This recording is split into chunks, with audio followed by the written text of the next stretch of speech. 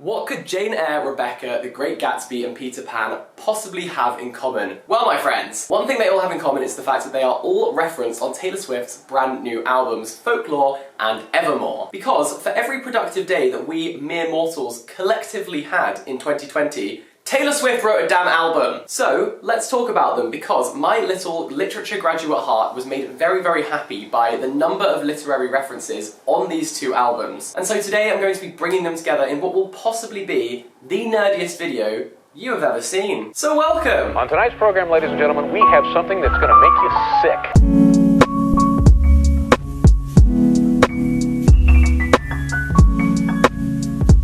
So, one of the most important motifs in the Folklore Evermore universe is the invisible string. Now, a motif is just a recurring symbol or idea in a piece of work which has significance. So the invisible string can be found in both the Cardigan and Willow music videos, and of course there is a whole song titled Invisible String, where Taylor says, "Isn't it just so pretty to think, all along there was some invisible string tying you to me?" Which is A, bloody lovely, and B, a reference to Jane Eyre by Charlotte Bronte. In the novel Jane Eyre, Rochester declares his love for Jane for the very first time by saying, "I have a strange feeling with regard to you, as if I had a string somewhere under my left ribs, tightly knotted to a similar string in you." It's a little more gory, I'm not gonna lie, but still romantic. Although, I should add, he is at the time married to someone else, but men are trash, we know this. What makes this illusion even more interesting and complex is the fact that on the Folklore tracklist, Invisible String is sat right next to a track called Madwoman. Now the concept of the madwoman, specifically the madwoman in the attic, is a really common theme in Jane Eyre, as well as lots of other 19th century fiction. So we have The Yellow Wallpaper by Charlotte Perkins Gilman, we have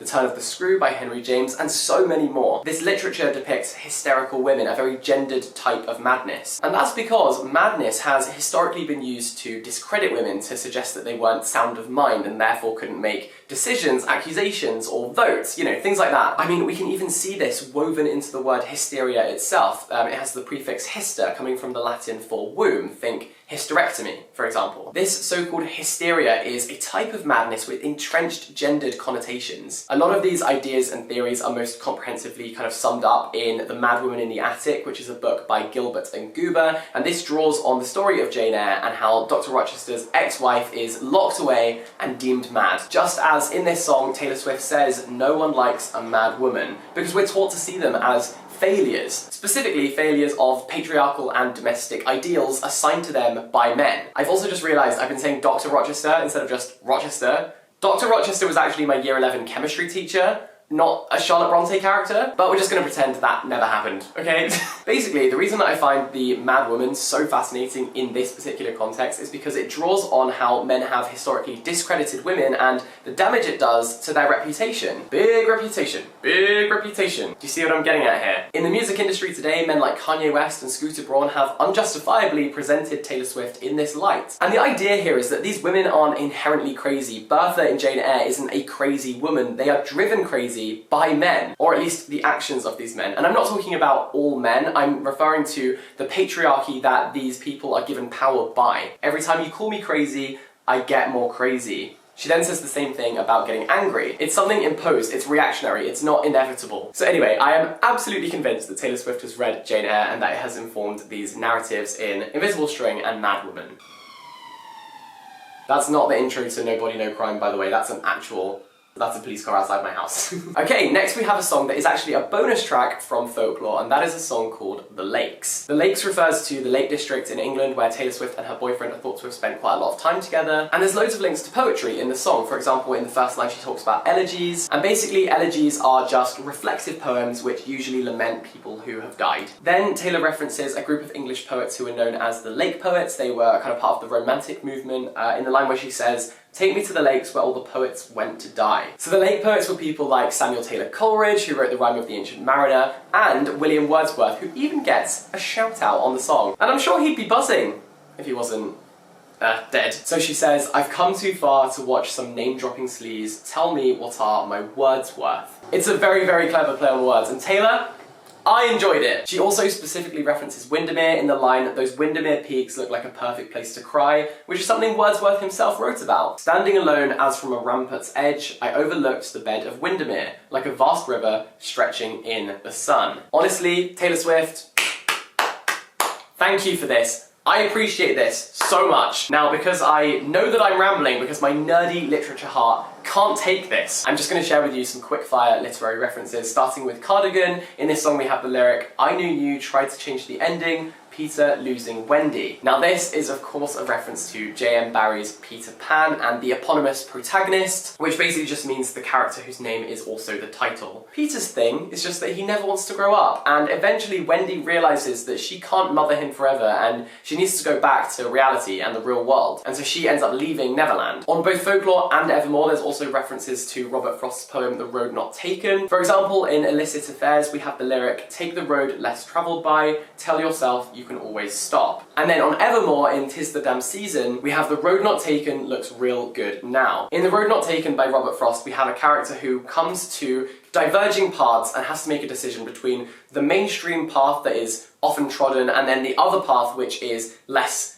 travelled by. And ultimately he chooses the latter. He says, "The roads diverged in a wood and I took the one less travelled by, and that has made all the difference." I think that both of these references, the one to Peter Pan and also the one to The Road Not Taken, they're about recognising alternative routes. They're also about recognising that one of those routes may be a narrative or a trajectory that is more recommended, it's more mainstream, but it's always shaped by other people. And I think she's highlighting the benefits of choosing your own path, and Folklore and Evermore are testament to that. They're unique, they're risky, they're different to her usual stuff, but they're brilliant. So yeah, those references are super interesting, I think. Of course, it would not be a Taylor Swift album without a few Easter eggs, and I know there was quite a lot of speculation about the fact that this album was announced or released, or both, on the birthday of Emily Dickinson. Now Dickinson has a poem called "One Sister Have I in Our House," and that poem ends with the line, "From out the wide night's numbers, Sue, forevermore." So there was a lot of speculation, and then obviously Evermore was released at midnight and we could actually listen to the songs, and the song Evermore does actually echo this idea of forevermore. "Waiting by an open door, I'll fool myself, she'll walk right in and be with me forevermore." So perhaps there is a link, perhaps Taylor Swift is alluding to Emily Dickinson. One book I think Taylor Swift is definitely referencing is Rebecca by Daphne du Maurier. Without giving too much away, basically Rebecca is about a woman who marries a man who she adores, but she soon realises that he seems to be still in love with his dead ex-wife, Rebecca. It does turn out that Rebecca, the ex-wife, was actually killed by the husband. Look, the general theme here is that men are trash. And what's very, very interesting to me is that Rebecca is actually killed in exactly the same way as the man is killed by Taylor Swift in No Body, No Crime. On the song, which is a certified bop, by the way, Taylor says, "Good thing my daddy made me get a boating license when I was 15, and I've cleaned enough houses to know how to cover up a scene." And in the book Rebecca, the dead body is found years later on a sunken boat. No body, no crime.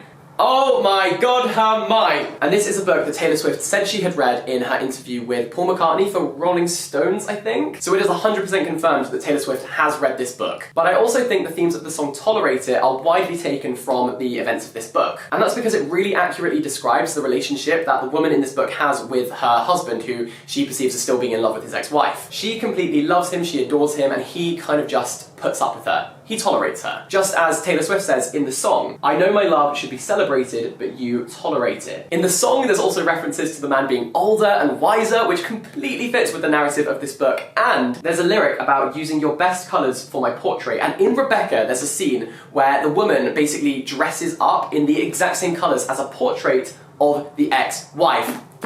What? This is madness! So to conclude that point, I think that the link between Tolerate It and Rebecca is incredibly strong. I don't know if you could tell, but I'm quite excited about it. And finally, yes, there's more. We come to The Great Gatsby. The song Happiness from Evermore has so many references to this book, and some are quite subtle, but some are pretty direct. For example, the line, "I hope she'll be a beautiful fool," which is a direct quote from the character Daisy Buchanan, who is Gatsby's love interest. In the book, Daisy is talking about her daughter and how she hopes she will be kind of ignorant to the world's troubles, but Taylor Swift, on the other hand, kind of uses it as a backhanded compliment. And of course, later we have an allusion to the green light, which is one of the most prominent motifs and most iconic motifs in The Great Gatsby. Gatsby kind of longingly looks out to the green light across the bay, whilst Taylor says, "All you want from me now is the green light of forgiveness." And honestly, if you've read this book or watched the film, read the lyrics to Happiness, and there are so many references to this book. And of course, one of the biggest themes across Folklore and Evermore is telling narratives and stories of other people outside of just Taylor Swift. Whew! Are you exhausted? Because I am. My brain literally hurts, and in the time I've been filming this video, Taylor Swift has probably written another album. So I hope you've enjoyed this kind of deep dive into folklore and evermore, and I hope that it's helped you to understand how incredible these lyrics are even more. In every single song, there is so much to unpack and so much detail and thought that goes into it, and I just think it is incredible. So I am officially a Swiftie, and if you are too, or you just enjoyed this video, please give it a big thumbs up and subscribe for more from me. I've got loads of fun literature videos coming out soon, and I also did the same kind of thing as this video, but about Harry Styles and the poetry that has influenced him. So please go and check that one out as well if you fancy it. For daily updates from me, you can check out my Instagram account.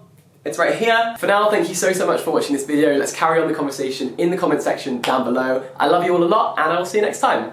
Bye-bye!